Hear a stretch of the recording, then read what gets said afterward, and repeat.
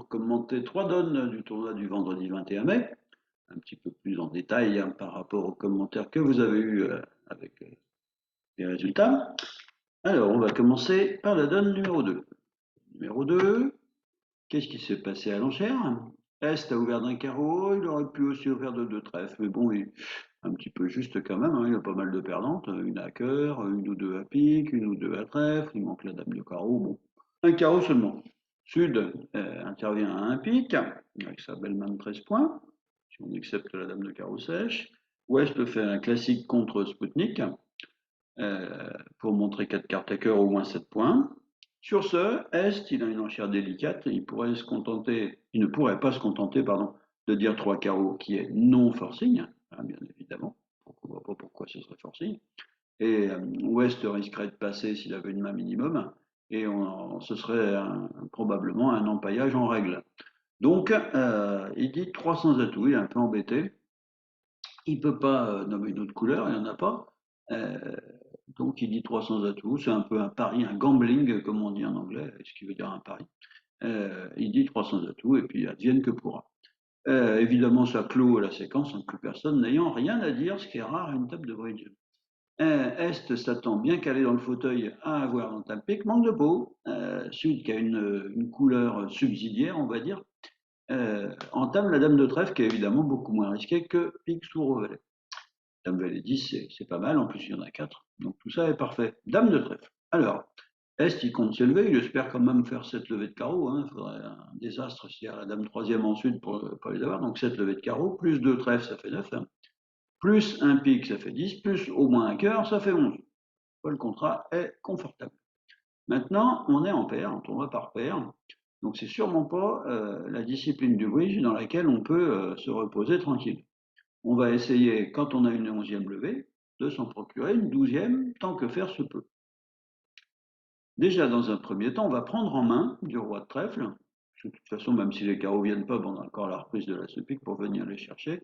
Donc on prend du roi de trèfle, pardon, et on encaisse l'as de carreau. Ma foi, il n'y a pas de mauvaise nouvelle à l'horizon, hein. Rachel, c'est-à-dire la dame de carreau, se rend dès la première sommation, comme on dit au service militaire. Donc tout ça va bien. Alors, qu'est-ce qu'on va faire? Ben, on va déjà, pour forcer Sud à défausser, et là, ça va le faire souffrir, parce qu'il va falloir qu'il défausse 6 fois, on va défiler tous les carreaux. Alors, premier tour de carreau. Sud, il est positionné, il défausse un pic. Deuxième tour de carreau. Il défausse un autre pic. Tout ça, pour l'instant, ça va. Troisième tour de carreau. Bon, il peut défausser un petit cœur. Ben, il a encore 3 défausses à faire. Un quatrième tour, il défausse un trèfle. Il commence à être un peu ric-rac. Cinquième tour, il défausse encore un pic.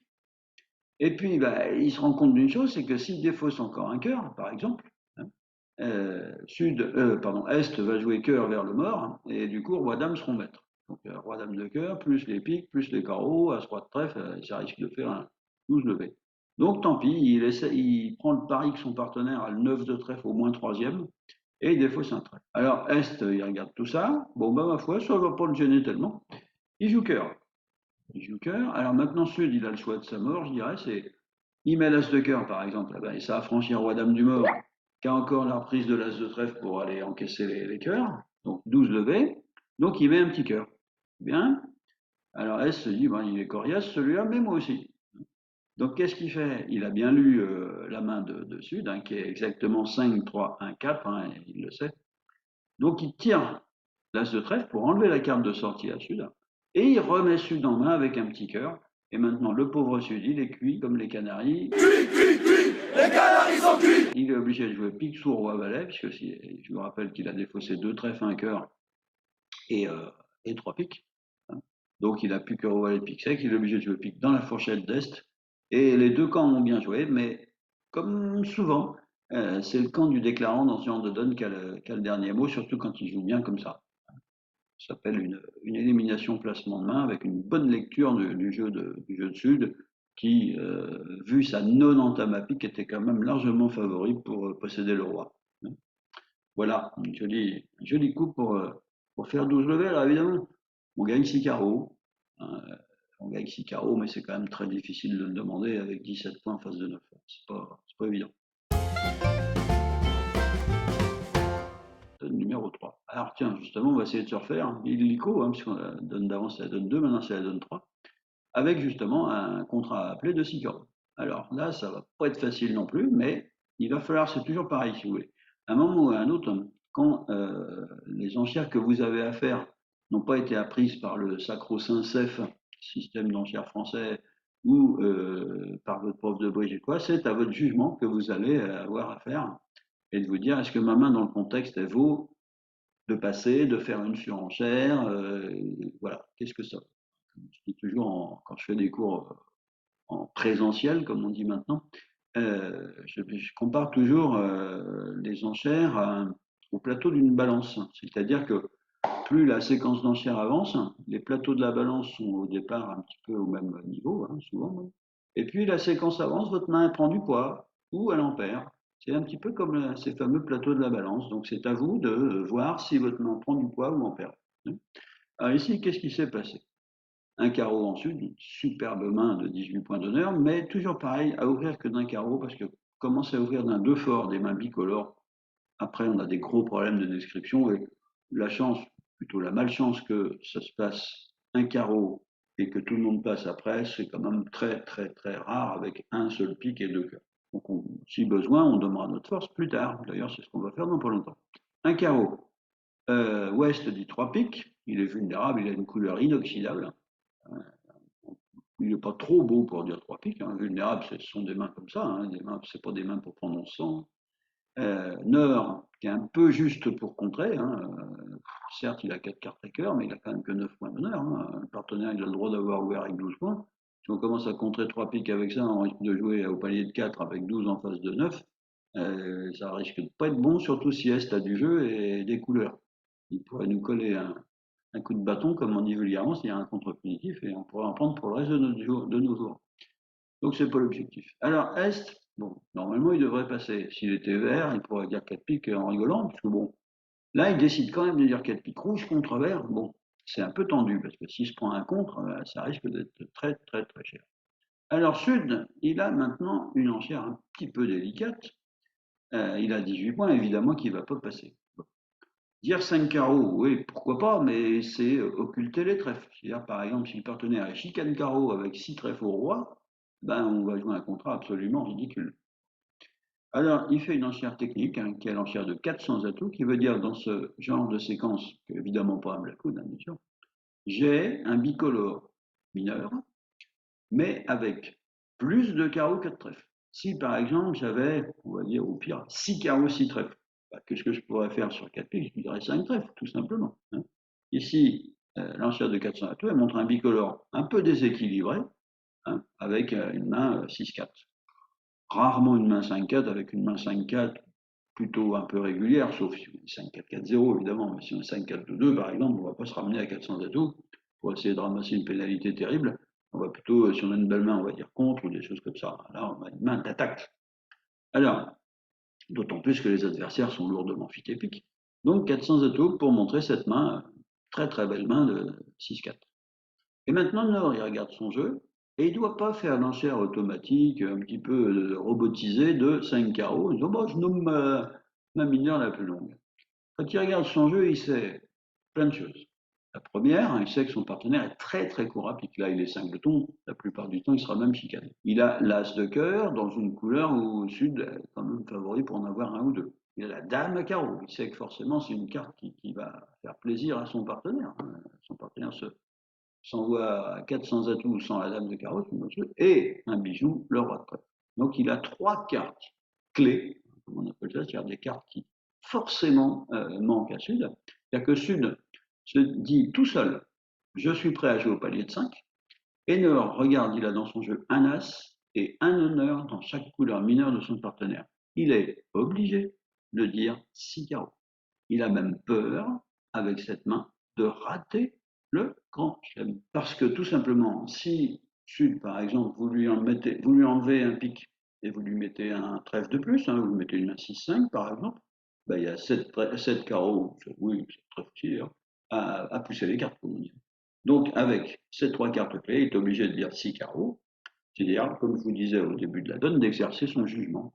Mon jeu, dans la séquence 9 points, paraissait banal.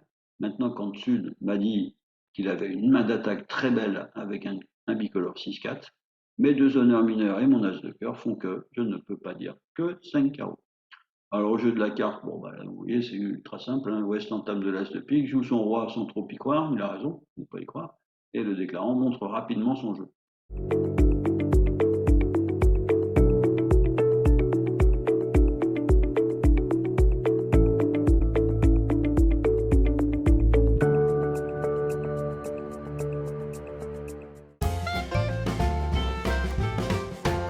Alors, la donne numéro 12, ça va être une donne de défense, et vous allez voir, bon, on va avoir un petit peu un crève-cœur, mais on n'aura pas trop de choix.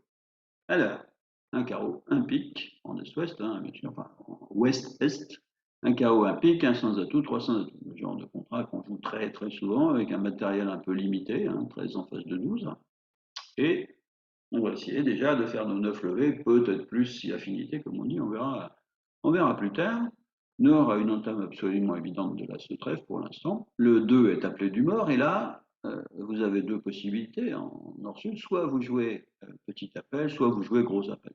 Je dirais que vous faites ce que vous voulez, hein, je ne vais pas vous imposer de faire ceci ou cela. On va dire que vous jouez par exemple petit appel, c'est de plus en plus courant. Donc vous fournissez le 4 de trèfle, et votre partenaire en or joue le 6, tout simplement parce que si vous avez la dame seconde ou troisième, bah, il vaut mieux qu'il joue un petit que le roi directement. D'ailleurs, le roi, si vous aviez la dame seconde, une belle catastrophe. Et si vous avez la dame troisième, eh ben ça en fait ça fluidifie les communications. Hein, si vous aviez joué roi de trèfle et petit trèfle, Sud prendre sa dame troisième, maintenant il n'a plus de trèfle à jouer, donc vous êtes bien embêté. Donc vous rejouez le 6 de trèfle, le 10 la dame. Sud, bon, il regarde tout ça évidemment à la vue du mort, il rejoue trèfle, hein, pour l'instant on va faire nos levées. Le déclarant défaut 5 heures, c'est au troisième tour de trèfle. Très bien. Nord prend du roi de trèfle et évidemment rejoue trèfle, hein, pour encaisser tous les trèfles. Et là, le déclarant défausse un carreau du mort, hein, puisqu'ils sont tous maîtres, hein, et il pourra au pire jouer d'abord l'as et après surprendre la dame du roi, comme le 10 et le 9 sont bons après, il défausse un carreau. Il peut aussi défausser un cœur d'ailleurs, hein, peu importe. Sud prend sa dame de trèfle, et là, ouais, il défausse un second cœur, hein, puisque sinon, ce serait d'élevé qui défausserait. S'il défaussait un pic ou un carreau, c'est un peu embêtant. Donc il défausse un cœur. Maintenant, Sud, à la vue du mort, comme on dit toujours, euh, après le mort, on joue la faible et devant le mort, on joue la forte. Là, ici, il y a 4 petits pics au mort. Il joue Sud le 10 de pique, hein, pour montrer à son partenaire qu'il n'a que 2. Enfin, 1 ou 2, enfin, dans le contexte, plutôt 2. Ouest prend l'as de pique. Il monte au mort à l'as de carreau. Pardon, il encaisse roi et dame de pique, excusez-moi. Nord fournit, Sud, il défausse un petit cœur, hein, par exemple, et ensuite un carreau. Maintenant, Ouest, il voit que les piques accrochent, hein. Nord, elle va être pique quatrième. Donc, il monte au mort à l'as de carreau, maintenant, hein, excusez-moi, j'avais un temps d'avance, et il surprend la dame de carreau du roi. Sud fournit ses carreaux. Ouest continue d'encaisser les carreaux. Alors, Nord, première défausse qu'il a à faire, hein, puisqu'il est double ton carreau, il défausse un cœur. Bon. Et la deuxième défausse, alors elle est bien embêtée, mais on va se rendre compte que finalement, il n'a pas le choix. S'il défausse un pic, il sait que comme il reste l'as de cœur au mort, eh bien, euh, le pic du coup du mort sera maître. Et dès que là, on va faire 4 levées de pique, 4 levées de carreau et l'as de cœur. Donc s'il défausse un pic, son sort est scellé. Alors s'il défausse un cœur, qu'est-ce qui se passe? S'il défausse un cœur, tout simplement, si c'est West qui a la dame, il va gagner son contrat, mais de toute façon, là, on n'aura pas pu battre. Mais il reste quand même un petit espoir, hein, sachant que le déclarant, il a déjà montré à ce roi dame de pique et le roi de carreau. Bon, il y a tout à fait la place en sud pour que sud il possède la dame de cœur, hein. Donc, Nord, il sèche son roi de cœur parce qu'il n'a pas le choix. Au bridge, on fait des choses comme ça qu'on n'a pas envie de faire, hein. Sécher un roi, ça n'amuse personne, mais là, c'est sans autre solution que de faire ça. Donc, on sèche le roi de cœur, et West, il doit s'avouer vaincu, puisque le 7 de pique du mort n'est pas maître, hein. Nord a encore le valet, et à cœur, il va faire qu'une levée, puisque Sud a la dame. Donc, vous voyez, c'est le genre de défaut qui n'amuse personne, mais qu'on est obligé de faire. Sur ce, je vous remercie de votre attention, et je vous dis à une prochaine fois, j'espère.